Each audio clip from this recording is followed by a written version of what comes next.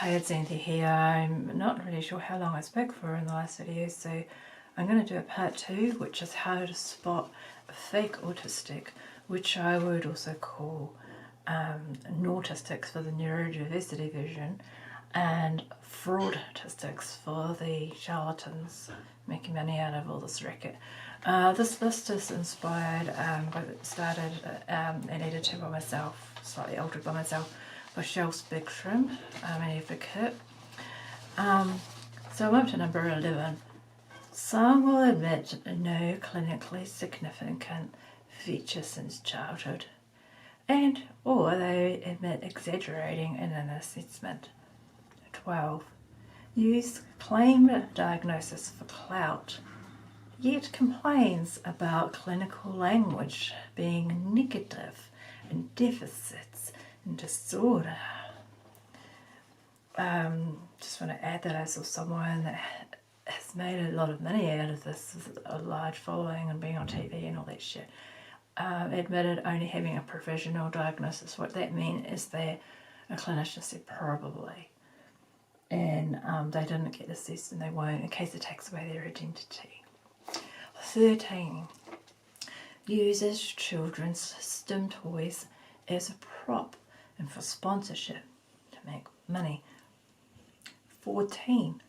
Will mob bully and make drama on behalf of a larger account. They do this because they're trying to get recognised to grow their own accounts, by the way, and also because they're trying to defend their flimsy ideologies. The ideology is based on neurodiversity, which started as a social movement and has grown into be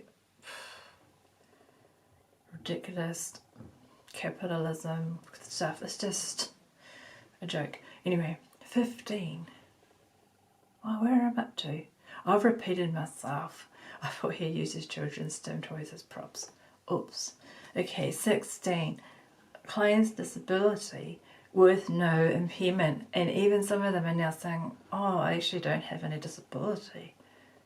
Impairment is supposed to be part of disability. 17. Has exceptional communication, social skills, and executive functioning. So this includes making flashy marketing materials and being social media influencers, just like all the other fake social media influencers. 18. Will get a book deal before it even starts to write a book. And also they don't have enough of their own story, so they just regurgitate what they've learned. And then neurodiversity, movement, echo chamber. 19. Validated by followers and following size, and they actually will notice if they lose followers and complain about it. 20. Becomes a social media influencer with posts, videos, sponsorships, etc. So they've got all the fancy lighting, the fancy background, the filters and shit. So this is for ego and money. 21. Police's language. So they tell you can't use certain words to describe yourself and force language upon you and call you all kinds of names. 22. They insist on using special pronouns. Other people use pronouns, but there are no permanent changes. It's easily reversible, easily opt out of this. So it's claiming a whole bunch of identities. 23. They push a female profile, which is based on stereotypes. For example, they might say lining up at the dolls. I didn't even like dolls. Okay, so where am I up to? Sorry, I'm just everywhere. 24. Makes a profit selling friendship groups. Webinars posed as friendship groups. Running advocacy as a business. Fortunately, a few people have seen through this, but most of them are just falling for it, unfortunately. Okay, 25.